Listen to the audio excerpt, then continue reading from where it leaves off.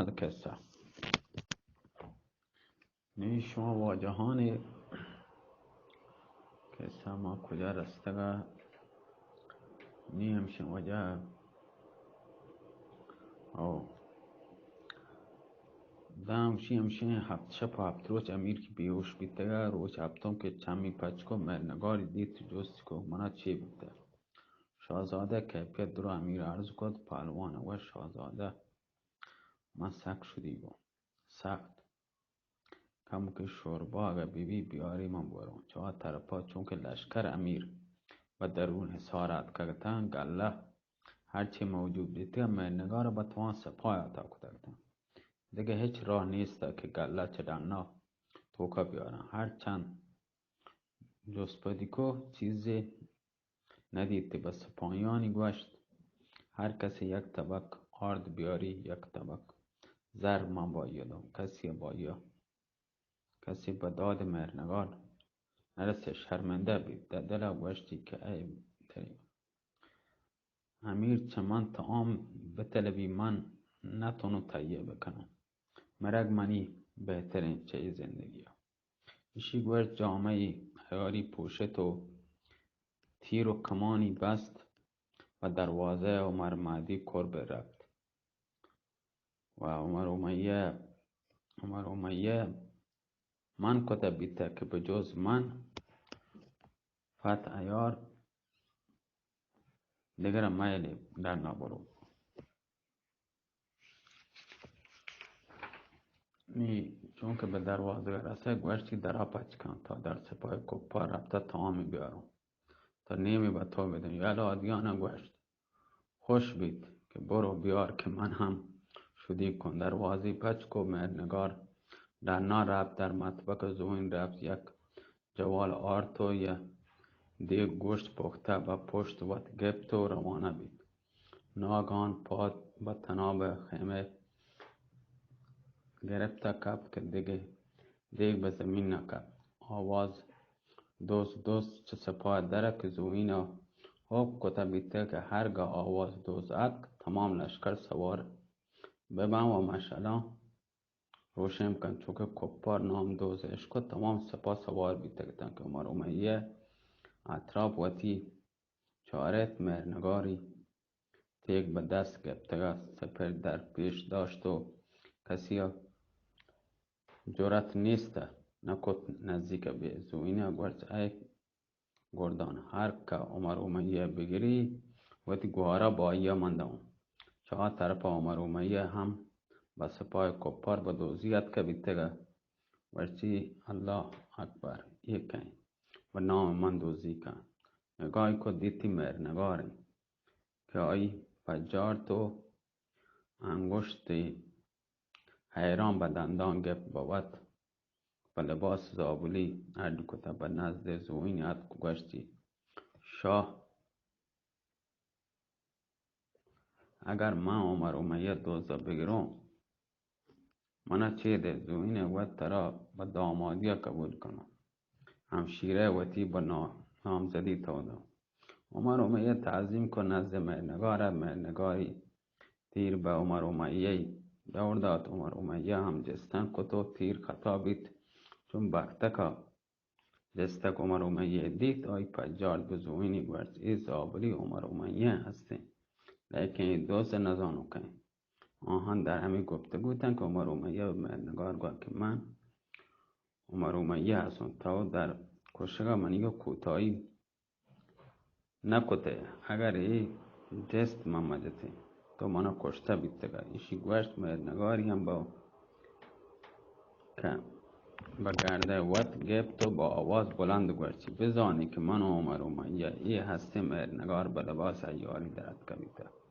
خدا شما را کور کده ما را بجا نیارد اشیم ما را اگر کسی مرد هستیم بیایید مرنگار چمن بگیرید ایشی گوشت چون باد سرتر روانه بید زوین تاج وطی به زمین نجات گوشتی افسوس که به کسی که چندان خون ریزی من بگی آئی وط لوگا من یاد کبیتل لیکن بخت یاری نکند لیکن نوشیروان شاه 1000 شکر خدا تعالی به جا آورد و آفرین به عمر امیه گوشت. چون که عمر امیه نزدیک سال رسید چه شاهزاده مهرنگار جست کو که چه کجا دروازه نهاد که مهرنگار گوشت دروازه عمر مهدی. عمر امیه چه آن دروازگان رب بانکی جد که ای شکم بزرگ تمام آورد عمر مهدی در پچ کو. چون که داخل سال بیتا عمر امیه عمر مهدی گوشت ای عمر مهدی پجا کار یک کن عمر مهدی گوشت ای پت عیار هستی. عمر امیه مشت مگردن یار مهدیان جد گوشتی گنوک بیتگه یا کوره ای مهرنگار هستی. با تمامی که امیر الارته بیتا وقت در نهاد که عمر مهدی چون که نام شاهزاده اشکو با پاد عمر امیه کپت گوشتی با خدا تعالی با امیر مگوش. پس عمر امیه شاهزاده محرم آورد و گوشتی یک کار منینگه هنی مرون تمام باز کارو در نهاد ملشکر کپار رسیده مطبق رفت دیگان پخته تمام جوالان تمام آرد برنج زورتی نزد عمر مهدی آوردی باز رفت هر چی توانستی آردی. چون که مهساربی دیدی تماما نیستن جز که تماما چی بیتن گوشتی کم مکی بیتن هم اتی دپا دور داده. عمر امیه گوشت ایشان که نورد تا باز بیارم بار دیگه رب عمر مهدی پدا تماما واردن. چون عمر امیه پدا تمامانی ندید ورگی وجه ندیدم اون لاب بزرگ چو پر بی وجه گوشتی ای شکم بزرگ ای لاب مدنی صد تمام یارانی تنها تا واردن ترس خدا بکن. گوشت ای دوست چه ایشان کی شکم ای شکم منی پر نبی برو گشتر بیار تا من سیر ببون. گوشتی خاک تی شکما ببون دیگه چه کجا بیارم اگر باز برون شکما تیگه پاره بکنم. عمر مهدی چه ترسات تامی نواردم تمامانی تمام آورد جمع کتم پیش امیری آورد امیر کمکی وارد مابگی که قسمتی کتم به یاران دادم. عمر امیه پدا به دری پچ کو زوینه دیتی که واب رفته دارو بیهوشی به دماغ آیه همچو جتی که بیهوش بید آیی و جامع واب پیت کو به در کتب گفت و پیش عمر مهدی تسلیم آیی کتی. پس نوشیروان همه قسم آوردی مرتبه سیمی بختگی آورد. چون روچ بید هر سینم پیش حمزه آوردن. پهلوان چون ایشان دیدن گوشتی ای دوست بچه ایشان آوردن گوشتی شما آوردن که آها بکشین تا گوگا خاموش بودی. حمزه و چون کار شایسته نه چون به گوش مردان عالم رسی که وشند که عیار امیر مردانی به دوزی آورده. عمر امیه گوشت پس آها اذیت کنو امیر ود دانه ولیکن نوشیروان مرنجه. پس روغن بادام سرکه دماغه آنی جتی به هوش کن و تارا وقتی مبارگاه امیر دیده. عمر امیه گوشت ای بدبختان حال شما را به دار جنون تا عالمی چه شر شما ما خلاص کنم. زوین گوشت اگر منا خلاص بکنه به عظمت لات بانده در ملک و وطن من را. نوشیروان و بگتگاه همه گوشت. عمر امیه گوشت جان و تیگا بزیری گوشت چه لوٹه گوشت چه هر یک که چه شما 1000 هشتر گله 4000 دینار پوری شاه نامه با آیا اردو لکتی آچ عمر امیه لوٹی بدهدی و نوشیروان بختگ همه فهمت طلبی که پس عمر امیه آها آورد و اول زوین 200 لٹی جا بعد بختگ 300 لٹ جا نوشیروانی هم در مرز اناب عطابی آورد. پس گوشتی صدقه سر پهلوان جهان ما را آزاد کن. گوشتی 1 ساعت دیگه آزاد کنم. پس تیگی آورد و نیمه ریش زوین بختگ تراشتند تیم لشکر روانه بودند. هر یک که ایشان نظر کد چه کندگا و تیمونه بیهوش بیتن زوین با آخر ایار پیشه ما را آبرو با ما را گوشی بختگا با دل پاره بده که عمر اومه کسی یا بیاری نکشی ورچی اگر یه پیمه مای اجبر نرون تا همزه نگوشم من نگاه به دست نیارم. وجه داستان 24 کشک بیگ زوین نابکار به دست امیر حمزه صاحب کران و تچک بختک ناپاک کشک بیگ آیی به دست آسیابان. چون عمر امیه نوشیروان و زوین بختک آزاد کتن زوینی گوشت تا ما حمزه نکشم و با وصال مردگان رسو چایده نرو. امیر وقتی که به طبل جنگ به نواز امیر دستور داد که جواب بده. بعد چه کلیه دلاوران لوٹتی و گوشتی تا چند روچه به همه پیما ماموتی که سالتا چیدن ناکام شما هم گزوین در جنگ به تا ای که به یاری و خدا زخم سر منی کاملا بهبود حاصل کنده. عمر امیه گوشت ای وانا در غیاب من کاملا متوجه لشکر ببه دست بردی نجنه و لنده او را به نسعدان با آها امیر کن و آها هم مرخص مکن. در اول آفتاب اول کسی که گوبرس میدان یرکو زوین بیتگه مبارزی طلبه عمر مهدی چلنده او را سعدان اجازی گب داخل میدان بید دن روچه روگا وجه جنگ بید.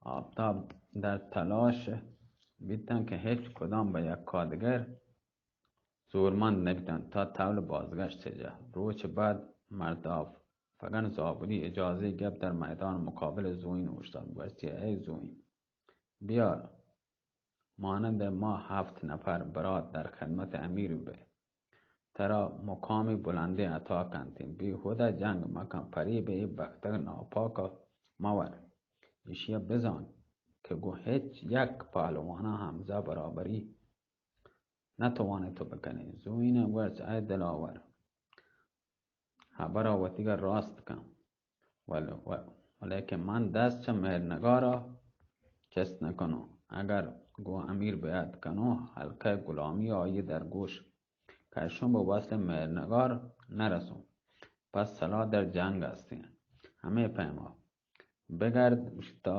بگردی بتر تا بترنی ای گوشتی عمودی وجه حواله سر مردا فگنی کو مرداگنه اسپر با سرابه همه پیما زوین الوده که عمود چیرا بیاری دلاورا تا بلستان سپر به پشت دورده بند دست زوین گپتی هنچو پشاری داد که جبران عمود چه دستایی به زمین نکد.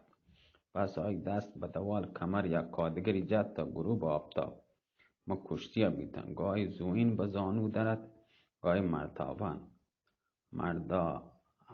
مرد افغان آخر امر هیچ کس پتو نصیب نوید تا یک آفتاب به روگا هر یک که به لشکران وطی ترتن کسا مدت 20 روز زوین گو پهلوانا اسلام در جنگ بیده کاری که چه پیش نبرد در این مدت زخم صاحب کران کاملا بهبود حاصل کو قوت اولی آیی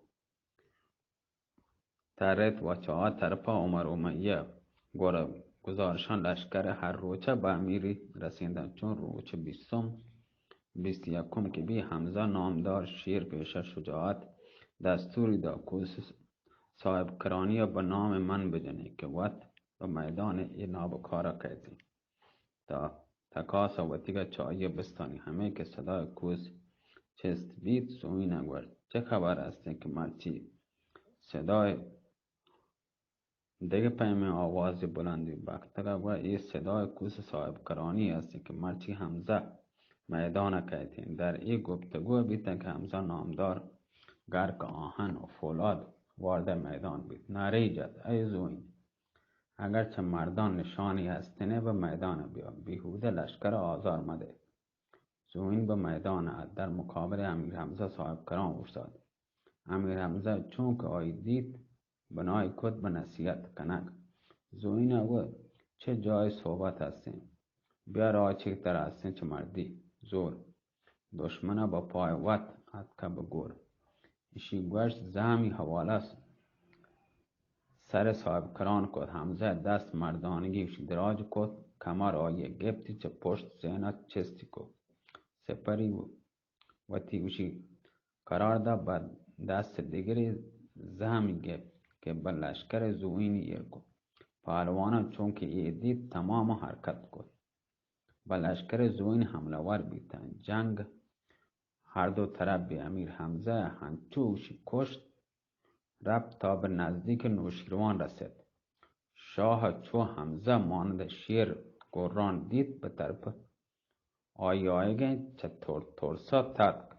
لشکریان چو شاه پراری دید تمام دیم به تچگا لگدن. کلیه بارگاه با اساس سلطنتی به دست لشکریان حمزه کرد. لیکن زوین چه دست امیر حمزه چند زخم کاری وارده بود که نزدیک به هلاکت. چون شاه پراری بیتگه امیر زوین به قوت هرچی تمام تر به زمین جد که چون توتیا نرم بید. بعد دستوری داد که لشکر شکست خورده تعقیب کنند. آ طرف شاه چو متچگه یکسر به طرف مدائن رفت و در بارگاه وقت قرار گرفت. بختکی اظهار کد. عرض کو بختک نیستی هنو چه جنگا مراجعی نکته نیاد که. پس به بزرگ مهری گوشت ای حکیم دانش و هنو بگوشت تکلیف ما گو ای بچه عرب چیه پرچه دست شما چست نکن. مهرنگارا لوٹی که نازرانه به من خیانت کده. وقت به پای وقت نزد آیی رفته. آبرو منی به باد داده دیگه چه جان ما چی لوٹی. بزرگ مهر زمین ادب چوکت ارزی کو قبله عالم هرچه تا کنون بیته به واسطه شومی بختک و دستور آیی بیته. حمزه به کلی به مهرنگار دست دراجی نکته و آیی هم مانند گوهاری نگاهی داشته. هنو اگه اجازه بده رهد و مهرنگارا بیارم. مشروط به ای که هما وعده که در چندان سال قبل تو داده عمل بکنه.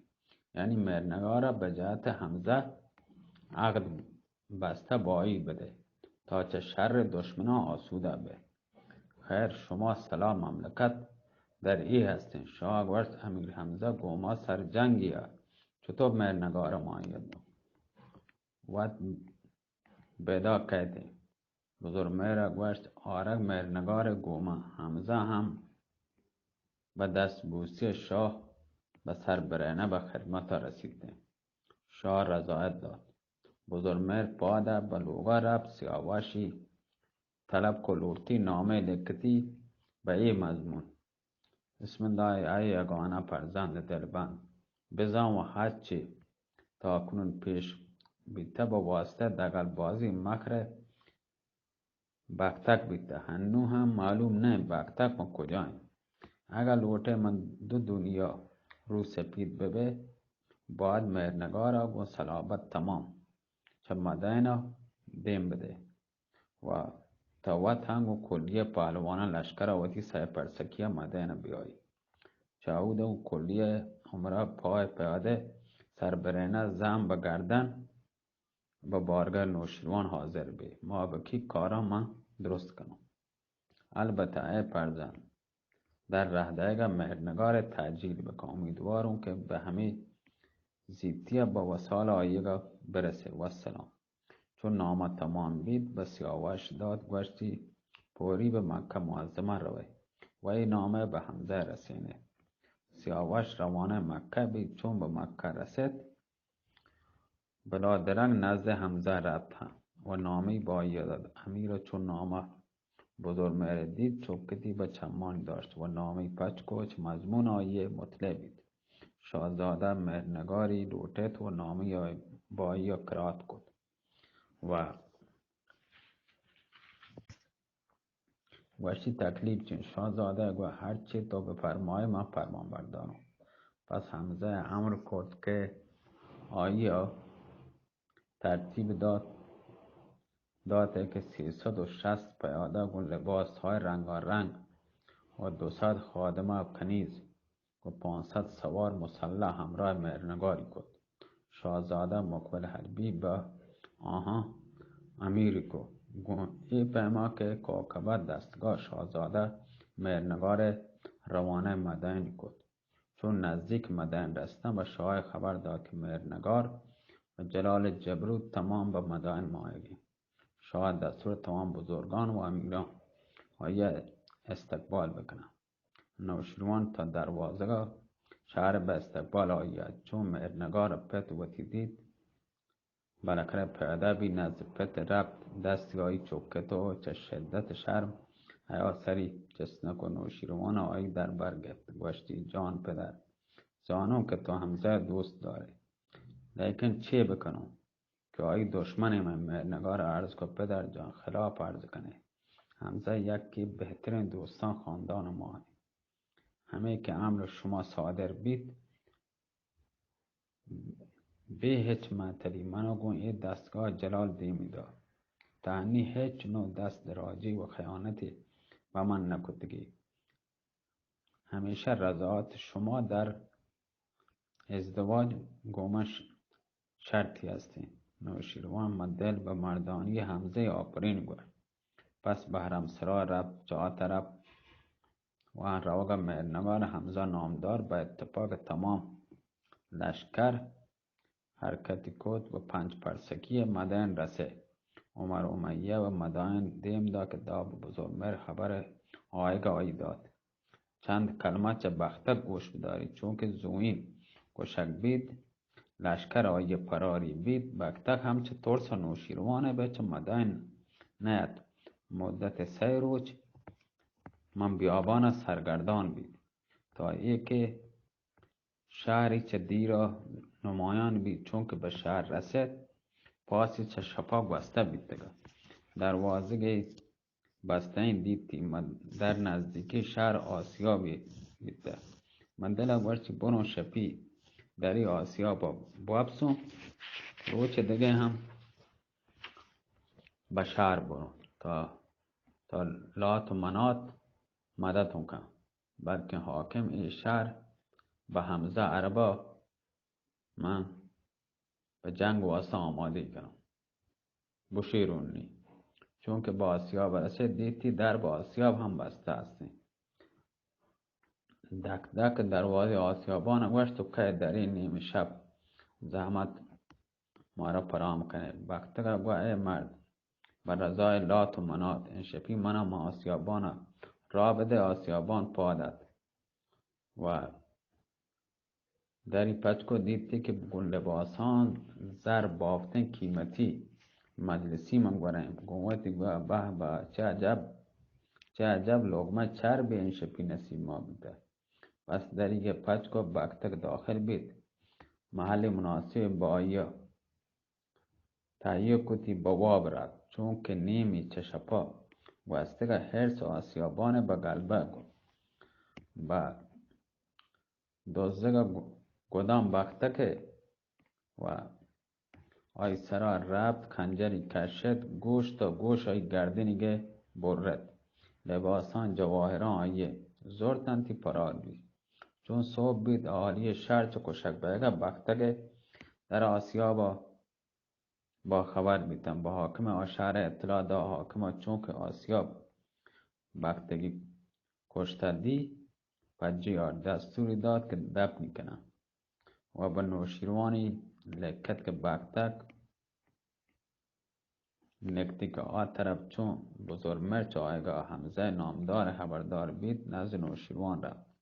آیگاه حمزه عرض رسید. شاه گوشت تا کلیه امرا وزرا بزرگان به استقبال بروان.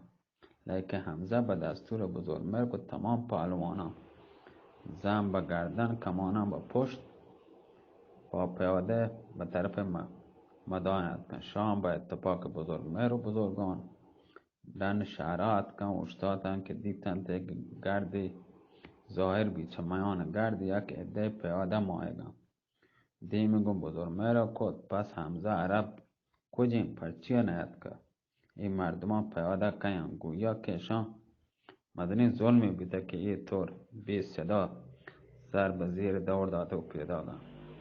قسم با لات و منات که حاجتشان روا کنم. هر کس بهشان ظلمی کته دمار چه روزگارشان در کارم. بزرگ مهر کندت گرچه ایشان چه دست شما شکایتی هستی چه قبله که این ظلما بیتگم و این شخصان در جلو مردم آیگه حمزه ماوکی پهلوانا هستن. مامی گفته بودن که حمزه و یاران جست کو که شاه چه اسباب چیرات پیشانی حمزه چوکتی به دستوری داد و تمام مرکبان بیارن سوار بکنن سوار بیتن بارگاه رفتن. شاه دستور داد که شهر را زینت بکنن و تمام اهالی شهر چه وز شریف در عیش بودن. در ساعت وشین عقد ملکه مهرنگار به حمزه صاحب کرانه بستند وجه یعنی نکای کدن.